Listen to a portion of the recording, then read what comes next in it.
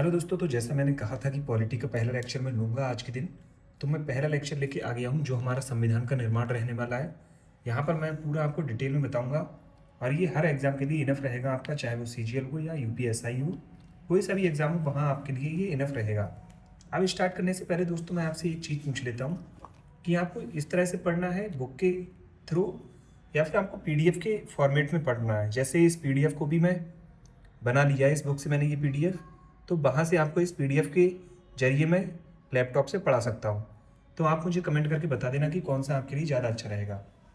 अब यहीं पर स्टार्ट कर लेते हैं कि हम अपना पहला लेक्चर, तो जो संविधान का निर्माण हमारा पहला लेक्चर रहने वाला है।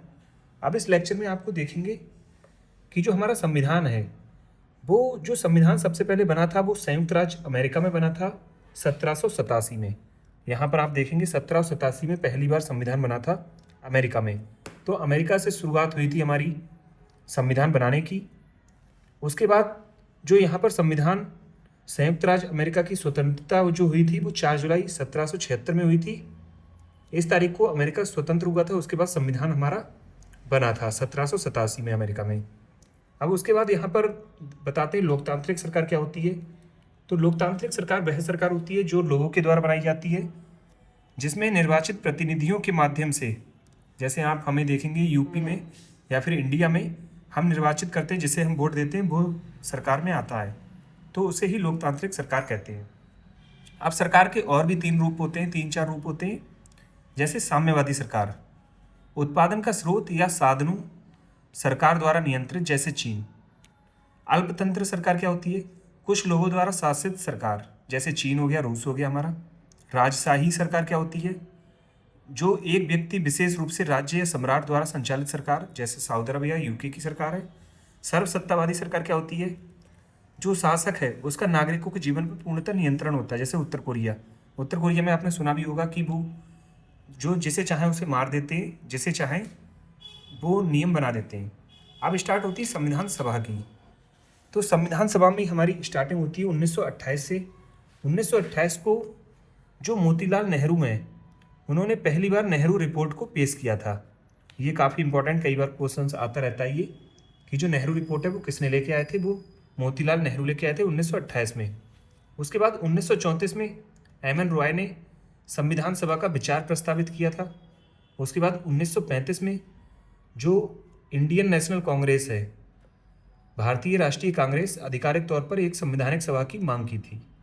उसके बाद 1938 को भारतीय राष्ट्रीय कांग्रेस की ओर से जवाहरलाल नेहरू ने घोषणा की कि स्वतंत्र भारत का संविधान बाहरी हस्तक्षेप के बिना वयस्क मताधिकार के आधार पर चुनी गई संविधान सभा द्वारा बनाया जाना चाहिए। अब ब्रिटेन ने कुछ प्रस्ताव दिए, क्योंकि जो ब्रिटेन चाहता था कि हमारा संविधान ना बने और हम उन पर डिपेंडेंट ही रहें हमेशा के लिए, तो उन्होंने कई प्रस्ताव भेजे। जैसे पहला प्रस्ताव अगस्त प्रस्ताव था जो 1940 में आया। क्रिप्स प्रस्ताव था जो 1942 में आया। बेबल योजना थी जो 1945 में आई। अब इसमें बात कर लेते हैं जो कैबिनेट मिशन आया 1946 में। जो कैबिनेट मिशन था उसमें 3 लोग आए थे, जिसमें पैथिक लॉरेंस, स्टैफोर्ड क्रिप्स और AB अलेक्जेंडर थे। इसके जो अध्यक्ष थे वो पैथिक लॉरेंस थे। तो ये आपको याद रखना है कि ये 4 लोग आए थे, ये 3 लोग आए थे, क्योंकि ये कई बार एग्जाम में पूछ लेता है। अब पूर्व के प्रस्तावों के अस्वीकृत के कारण कांग्रेस ने पूर्ण स्वराज्य की मांग की थी, लेकिन ब्रिटिश ने अधिराज्य के दर्जे की पेशकश की थी। मतलब उन्होंने कहा था कि आपको पूर्ण स्वतंत्रता हम नहीं देंगे, ब्रिटेन वालों ने कहा। तो भारत वालों ने इनकार कर दिया, क्योंकि उन्हें पूरी ही स्वतंत्रता चाहिए थी। अब उसके बाद आता है कैबिनेट योजना मिशन। जो कैबिनेट योजना मिशन है 1946 का, उसमें कुल सीटें 389 थी, जिसमें से निर्वाचित सदस्य 296 थे, और 296 में से भी 292 जो सदस्य थे वो गवर्नर के प्रांतों से आए थे, और जो 4 सदस्य थे वो मुख्य आयुक्त के प्रांतों से आए थे। इसमें मनोनीत सदस्य कितने थे? 93। सीटों का आवंटन कुछ इस तरह से हुआ था मुस्लिम, सिख और सामान्य जाति के बीच। जो चुनाव की विधि थी वो प्रोपोर्शनल रिप्रेजेंटेशन थी, और यहाँ पर जो चुनाव आयोजित हुआ वो जुलाई अगस्त 1946 में आयोजित हुआ। परिणाम क्या रहे? कांग्रेस यहाँ पर जीती 208 सीटों से, और मुस्लिम लीग 73 सीटें मिली उसे, निर्दलीय 15 सीटें मिली। अब क्या हुआ, मुस्लिम लीग ने बहिष्कार के बाद शेष सीटें 299 रह गई। मुस्लिम यहाँ पर नहीं जीते थे तो उन्होंने चुनाव का बहिष्कार कर दिया और उसके बाद जो टोटल सीट थी वो 299 रह गई हमारी। ये यहाँ पर लिखा हुआ देख रहे हैं आप, 299 सीटें रह गई। उसके बाद अंतरिम सरकार बनी। अंतिम सरकार कब बनी? 2 सितंबर 1946 को भारत की अंतरिम सरकार का गठन किया गया। यह 15 अगस्त 1947 को भारत की स्वतंत्रता और देश के भारत और पाकिस्तान में विभाजन तक चली। इसमें कार्यकारी परिषद के जो अध्यक्ष थे वो भारत के वायसराय और गवर्नर जनरल विस्काउंट बेविल थे फरवरी 1947 तक। उसके बाद बने थे लॉर्ड माउंटबेटन जो फरवरी 1947 तक बने। इसमें सेना अध्यक्ष थे सर क्लाउड ऑकिनलेक, उपाध्यक्ष थे जवाहरलाल नेहरू कांग्रेस से, गृह मंत्रालय और सूचना प्रसारण सरदार वल्लभ भाई पटेल कांग्रेस से, कृषि और खाद्य में राजेंद्र प्रसाद, वाणिज्य में इब्राहिम इस्माइल चुंद्रीगर, रक्षा में बलदेव सिंह, वित्त आयोग में थे लियाकत अली खान, स्वास्थ्य में थे गजनफर अली खान, श्रम जगजीवन, कानून में जोगेंद्र नाथ मंडल, शिक्षा और कला में सी राजगोपालाचारी, रेलवे में अब्दुल रब निस्तर, उद्योग और पूर्ति में जॉन मैथाई थे। प्रथम अंतरिम राष्ट्रीय सरकार की घोषणा 24 अगस्त 1946 को की गई थी। अब यहाँ पर बात करते हैं, उसके बाद आया था उद्देश्य प्रस्ताव। जो उद्देश्य प्रस्ताव था हमारा वो यहाँ पर आप देख सकते हैं 13 दिसंबर 1946 में ये हमारा उद्देश्य प्रस्ताव आया था। 13 दिसंबर 1946 में, इसे आप ध्यान रखना डेट को। और 22 जनवरी 1947 को इसे अपनाया गया था उद्देश्य प्रस्ताव को। संविधान सभा की कितनी समितियां थीं? इसमें दोस्तों 8 प्रमुख समितियां थीं और 13 लघु समितियां थीं। अब उन समितियों में कौन कौन अध्यक्ष थे? जहां पर आप संघ देख लें तो आपको ध्यान रखना है, जहां भी संघ हो वहां पर जवाहरलाल नेहरू हैं। संघ और राज्य से रिलेटेड मोस्टली जवाहरलाल नेहरू ही आपको मिलेंगे। जैसे संघ समिति जवाहरलाल नेहरू, संघीय संविधान समिति जवाहरलाल नेहरू, राज्य समिति जवाहरलाल नेहरू। अब प्रांतीय संविधान समिति कौन थे? प्रांतों को किसने जोड़ा था? सरदार वल्लभ भाई पटेल ने, तो सरदार वल्लभ भाई पटेल हो जाएंगे। मौलिक अधिकारों की जो समिति थी उस पर भी सरदार वल्लभ भाई पटेल थे। मौलिक अधिकार की जो उप समिति थी उस पर जेबी कृपलानी थे। अल्पसंख्यक उप समिति थी एस.सी. मुखर्जी। जनजातीय और बहिष्कृत क्षेत्र उप समिति ए.बी. ठक्कर। प्रारूप समिति के अध्यक्ष कौन थे? बी.आर. अम्बेडकर। ये इंपॉर्टेंट है। प्रक्रिया समिति के डॉक्टर राजेंद्र प्रसाद। संचालक डॉक्टर राजेंद्र प्रसाद।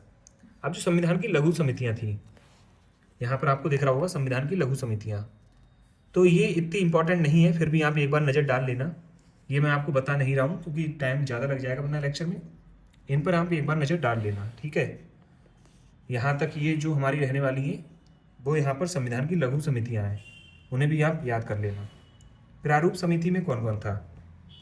अब जो प्रारूप समिति है उसकी स्थापना 24 अगस्त 1947 को हुई थी। प्रारूप समिति के कुल सदस्य थे 7। 141 दिनों तक बैठक चली थी। पहली बैठक जो हुई थी वो 30 अगस्त 1947 को हुई थी। इसके अध्यक्ष कौन थे? बी.आर. अम्बेडकर थे, जिन्हें आधुनिक मनु या आधुनिक मनुष्य के नाम से भी जाना जाता है। इसमें और कौन कौन थे बी.आर. अम्बेडकर के अलावा? अलादी कृष्ण स्वामी अय्यर, एन गोपाल स्वामी अयंगर, मोहम्मद सादुल्ला, बी.एल. मित्तर, डी.पी. खेतान, के.एम. मुंशी। अब जो बी.एल. मित्तर थे इन्हें एन माधव राव द्वारा प्रस्तापित किया गया था और डी.पी. खेतान को टी.टी. कृष्णाचारी द्वारा स्थापित किया गया था, क्योंकि ये लोग हटा दिए गए थे बाद में। प्रमुख प्रारूपकार कौन थे? एस.एन. मुखर्जी थे। कानून संवैधानिक सलाहकार कौन थे? बी.एन. राव थे। इसे भी आप याद रखना क्योंकि ये बहुत इंपॉर्टेंट है। प्रमुख प्रारूपकार एस.एन. मुखर्जी, कानूनी सलाहकार बी.एन. राव। संविधान सभा का प्रारूप क्या था? 21 फरवरी 1948 पहला प्रारूप प्रकाशित किया गया। 21 अक्टूबर 1948 को दूसरा प्रारूप। 4 नवंबर 1948 को बी.आर. अम्बेडकर ने संविधान सभा के समक्ष अंतिम प्रारूप पेश किया। अब जो बी.आर. अम्बेडकर थे वो 1946 में बंगाल से चुने गए थे और बाद में विभाजन के बाद उन्हें बॉम्बे प्रेसिडेंसी से चुना गया। जो पहला वाचन हुआ वो 5 दिन का हुआ था। जो यहाँ पर प्रारूप समिति थी उसका पहला वाचन 5 दिन का हुआ था। दूसरा वाचन 10 महीने और 3 दिन का। तीसरा वाचन 26 नवंबर 1949 को पूरा हुआ। अब इसमें क्या महत्वपूर्ण सत्र रहने वाले हैं? कुल सत्र आयोजित हुए थे 165 दिनों में, कुल 11 सत्र थे। अब ये याद रखना है संविधान सभा में पहले दिन कितने सदस्य उपस्थित थे? तो पहले दिन 211 सदस्य थे। संविधान को बनने में कितना टाइम लगा? 2 वर्ष 11 महीने 18 दिन। 24 जनवरी 1950 को संविधान पर हस्ताक्षर करने वाले सदस्यों की संख्या 284 थी, जिसमें 15 महिलाएं थीं। जो संविधान पर हस्ताक्षर किए उसमें 284 लोग थे, जिसमें 15 महिलाएं थीं। बजट कितना लगा? 64 लाख रुपए लगा संविधान तैयार करने में। संविधान का पहला सत्र कब हुआ? 9 से 23 दिसंबर में। 10वां 6 से 17 अक्टूबर। 11वां 14 से 26 नवंबर 1949। अब जो पहली बार संविधान कब अपनाया गया? 26 नवंबर 1949 को संविधान अपनाया गया। इसे संविधान दिवस के रूप में जानते हैं। आपको ये याद रखना है, 26 नवंबर 1949 को। ठीक है, अब आगे बात कर लेते हैं कि जो संविधान है उसमें 5 से 9 अनुच्छेद तक नागरिकता दी हुई है। 324 से 329 तक चुनाव दिए गए। अब बात कर लेते हैं, इस तिथि को चुनने का कारण यह है कि इसी दिन 1930 में कांग्रेस के लाहौर अधिवेशन 1929 के बाद पूर्ण स्वराज्य दिवस मनाया गया था। इसीलिए इन्होंने ये 26 जनवरी 1950 को रखा गणतंत्र दिवस, क्योंकि इसी दिन 1930 में कांग्रेस के लाहौर अधिवेशन में पूर्ण स्वराज मनाया गया था। जो हमारा मूल संविधान था उसमें 395 अनुच्छेद थे, 8 अनुसूचियां थी, 22 भाग थे और 1 प्रस्तावना शामिल थी। संविधान निर्माण के अलावा संविधान सभा के अन्य कार्य। संविधान सभा के अन्य क्या क्या कार्य थे? एक तो वो संविधान का निर्माण करती थी, उसके अलावा क्या बोलते हैं कि यहाँ पर विधायी निकाय के रूप में मिलती थी, तो इसकी अध्यक्षता जीवी मावलांकर करते थे। मतलब 2 तरह की मीटिंग हुआ करती थी। संवैधानिक निकाय के रूप में अगर वो मीटिंग करते थे तो राजेंद्र प्रसाद अध्यक्ष होते थे, और विधायी निकाय के रूप में जब मीटिंग करते थे तो जीवी मावलांकर होते थे। अस्थायी अध्यक्ष कौन थे? चुनाव से पहले सच्चिदानंद सिन्हा, बाद में चुनाव के बाद कौन बन गए? राजेंद्र प्रसाद स्थायी अध्यक्ष संविधान सभा के। उपाध्यक्ष कौन थे? BT कृष्णमाचारी और HC मुखर्जी थे। इसने भारत की पहली संसद के रूप में कार्य किया। इसने 22 जुलाई 1947 को राष्ट्रीय ध्वज अपनाया, 22 जुलाई 1947 को। और जो राष्ट्रगान और राष्ट्रगीत 24 जनवरी 1950 को अपनाया गया। और जनगण मन किसने गाया? रविंद्रनाथ टैगोर ने। और वंदे मातरम बंकिम चंद्र चटर्जी ने। मई 1949 में राष्ट्रमंडल में भारत की सदस्यता की पुष्टि हुई। 26 जनवरी 1950 को डॉक्टर राजेंद्र प्रसाद को भारत का प्रथम राष्ट्रपति के रूप में चुना गया। तो ये थी मेन संविधान सभा के निर्माण की बातें। अब इसके अलावा एक्स्ट्रा क्या क्या है?